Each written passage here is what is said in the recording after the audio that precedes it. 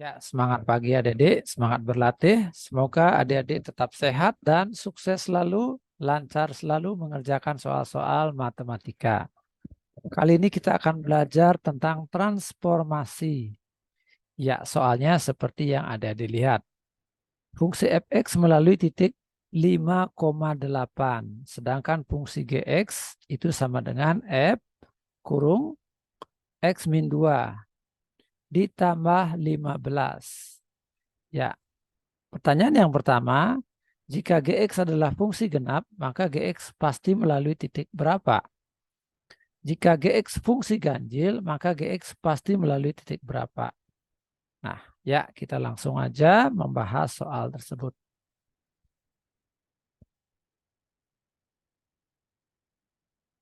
Ya, fungsi fx melalui titik 5,8, maka Gx-nya berapa? Ya. Nah, pertama kita lihat dulu. Kita tidak peduli apakah dia fungsi ganjil atau fungsi genap Gx-nya ya. Kita anggap aja dulu fungsi yang biasa ya. Bukan genap, bukan ganjil ya, fungsi yang netral. Nah, untuk mencari berapa titik ya Gx ini melalui titik apa, nah kita bisa melakukan dua tinjauan ya. Nah, dengan menggunakan gambar tentu saja boleh ya. Nah, apa artinya fx? Ya, fx melalui 5,8. Nah, ini artinya apa? F5 sama dengan 8 gitu ya. F5 sama dengan 8. Nah, artinya fungsi tersebut melalui titik berapa? Nah, jadi dia begini ya. Ya, fungsi tersebut melalui 5, 8 itu ya.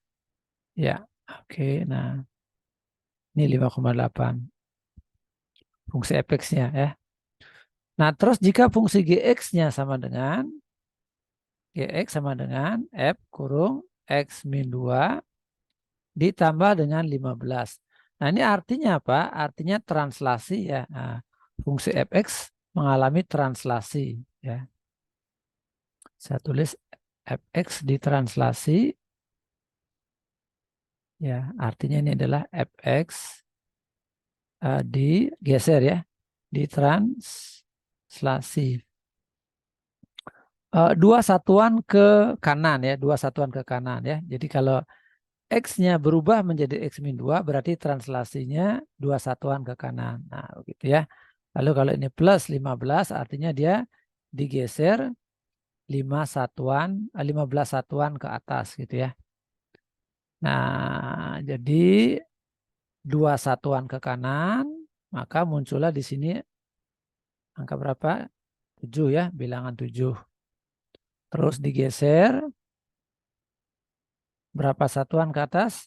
Iya, 15 ya, berarti tambah 15 gitu ya. Kalau yang ini tadi tambah 2 satuan ke kanan. Nah, maka titik yang dilalui dari fungsi Gx tersebut berapa jadinya? Ya, 8 ditambah 15 adalah 23 ya. Jadi fungsi Gx-nya tersebut pasti melalui titik 7,23. Nah, gitu ya. Nah, adik-adik boleh juga menggunakan translasi begini ya.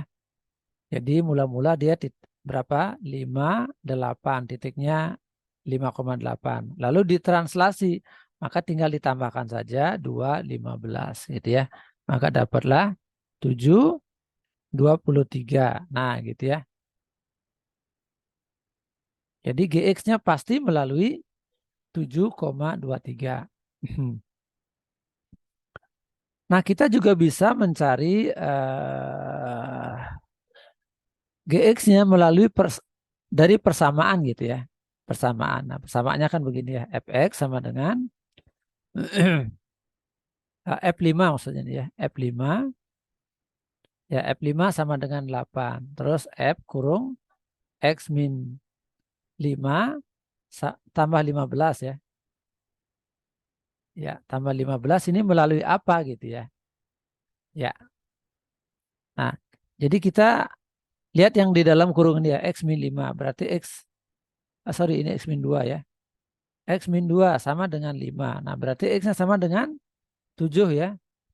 Nah, berarti si GX ini, ya, GX ini kita ganti dengan 7. G7 sama dengan, gitu ya, G7 sama dengan F kurung. Nah, kita masukkan di sini X-nya 7. Berarti 7 kurang 2, ya, ditambah 15.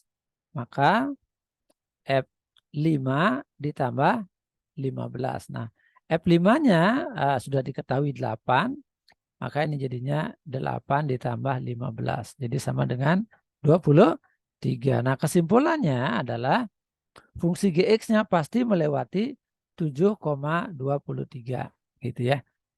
Nah, sekarang bagaimana kalau GX-nya fungsi genap? Ya, bagaimana kalau dia fungsi genap? Nah, ini saya hapus dulu. Nah, untuk fungsi genap kita bisa meninjau dari dua hal ya. Nah, dari rumus, syarat secara rumus, atau dilihat dari grafik ya. Nah, dari rumus dulu ya.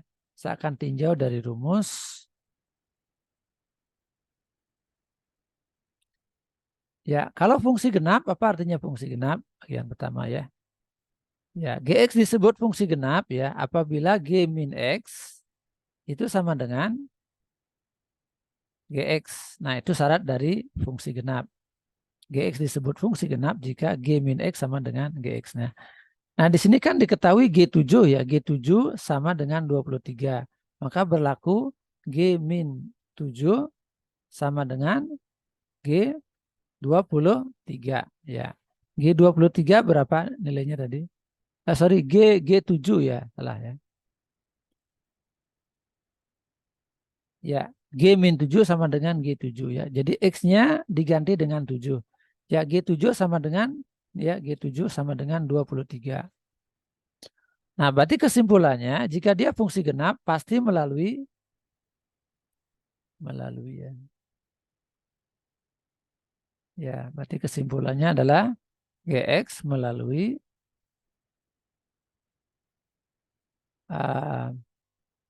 min 7,23 gitu ya. Min 7,23 dan ya 7,23 gitu ya. Ya. Nah, secara grafik bagaimana jadinya? Kita lihat secara grafik ya. Nah, pakai metode grafik ya. GX-nya pasti melewati 7,23 kalau dia fungsi biasa ya. Nah, sekarang kalau dia fungsi genap, pasti dia simetris terhadap sumbu Y ya. Nah, pasti dia simetris terhadap sumbu Y. Jadi di sini GX simetris terhadap ya, terhadap sumbu Y. Nah, kalau dia simetris terhadap sumbu Y, maka titik yang ini kita cerminkan terhadap sumbu Y. Ya, cerminkan terhadap sumbu Y, maka dapat berapa? Min 7,23. Min 7,23. Nah, gitu ya.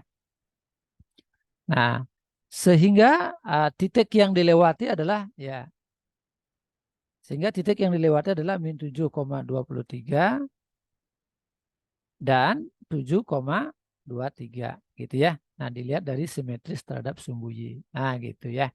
Oke, jadi pertanyaan yang pertama sudah terjawab dari syarat fungsi genap dan dilihat dari secara grafis gitu ya. Nah, baik, sekarang kita masuk ke pertanyaan yang kedua. Nah, ini saya hapus dulu. Bagaimana kalau dia fungsi ganjil?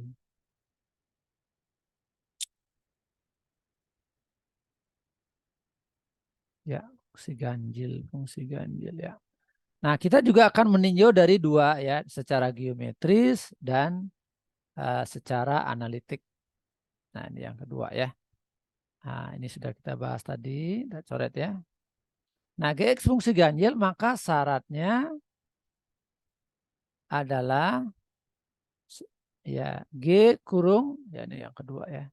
G kurung min X itu sama dengan min GX ya. Nah, saya ulangi ya, GX merupakan fungsi ganjil jika G min X sama dengan min GX.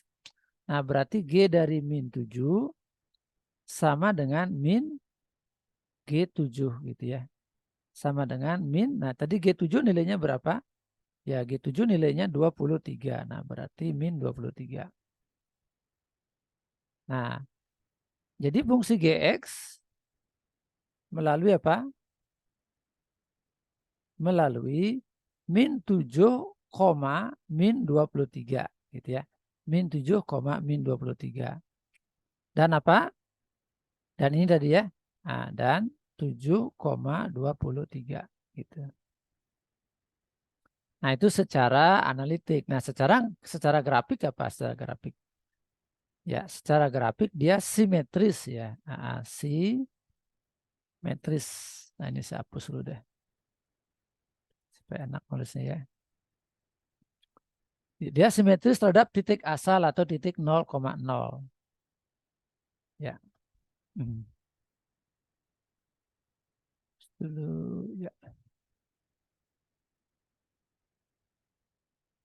Jadi jika dia fungsi ganjil, maka dia akan simetris terhadap titik 0,0 ya. Nah, apa artinya simetris terhadap titik 0,0? Artinya 0,0 itu berfungsi sebagai cermin begitu ya. Nah, jadi si titik 7,23, ini saya hapus dulu ya, ini nggak kepake lagi ya, supaya nggak mengganggu. Saya coret ya. Nah, jadi titik ini sekarang dicerminkan terhadap titik 0,0. Nah, kira-kira di situ iya. Nah, gitu ya. Jadi ini berapa nih? Ya, min 7. Ya, di sini 23, maka di sini min 23 ya. Min 23. Nah, gitu ya. Jadi dia simetris. Nah, dari gambar kita dapatkan titik yang dilalui adalah min 7, min 23. Nah, adik-adik juga bisa menggunakan rumus refleksi terhadap 0,0 ya. Refleksi terhadap 0,0 itu hasilnya adalah min A, min B. Nah, jadi kalau titik 7,23 direfleksi terhadap titik 0,0, maka bayangannya menjadi min 7, min 23. Nah, seperti yang terlihat pada gambar ya.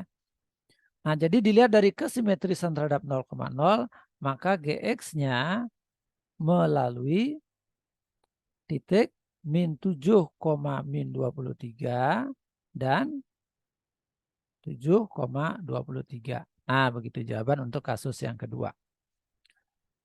Baik, demikian penjelasan saya adik-adik. Semoga bermanfaat.